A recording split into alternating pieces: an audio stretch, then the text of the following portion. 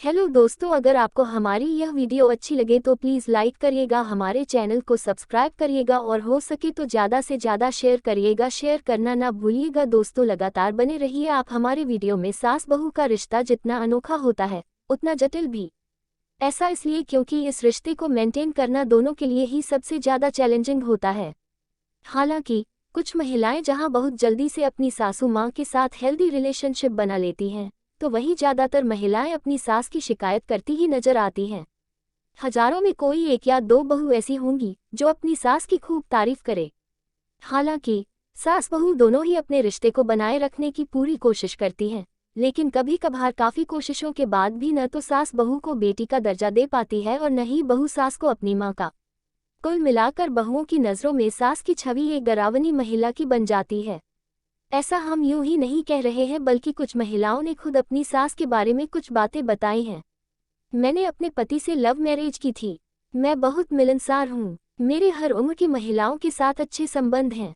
मैंने अपनी सास के साथ भी बिल्कुल यही उम्मीद की थी, लेकिन शादी के पहले दिन से ही उनके अजीब व्यवहार ने मुझे हैरान कर दिया। शादी के 1 महीने बाद मेरे पति ने मुझसे कहा कि मेरी माँ ने मुझे चेतावनी दी है कि मैंने तुमसे शादी करके बहुत बड़ी गलती की है।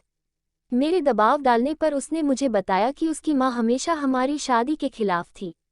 इतना ही नहीं, उन्होंने हमें अलग करने के बहुत सारे हथकंडे भी अपनाए थे, लेकिन वह किसी में भी कामयाब नहीं हो सकी।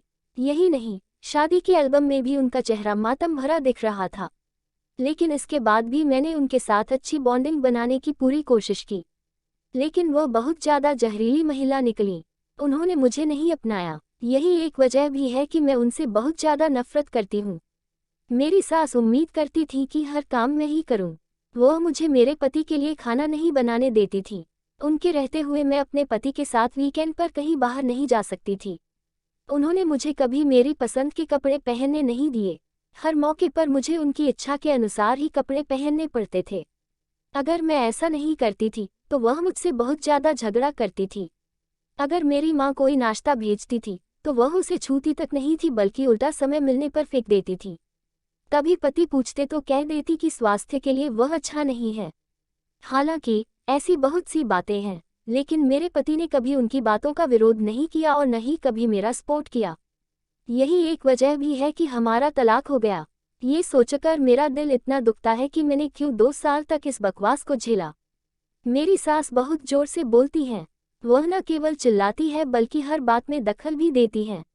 इस बात की परवाह किए बिना कि आसपास के लोग क्या सोचेंगे, वह कभी कभार अपनी लिमिट तक पार कर जाती हैं।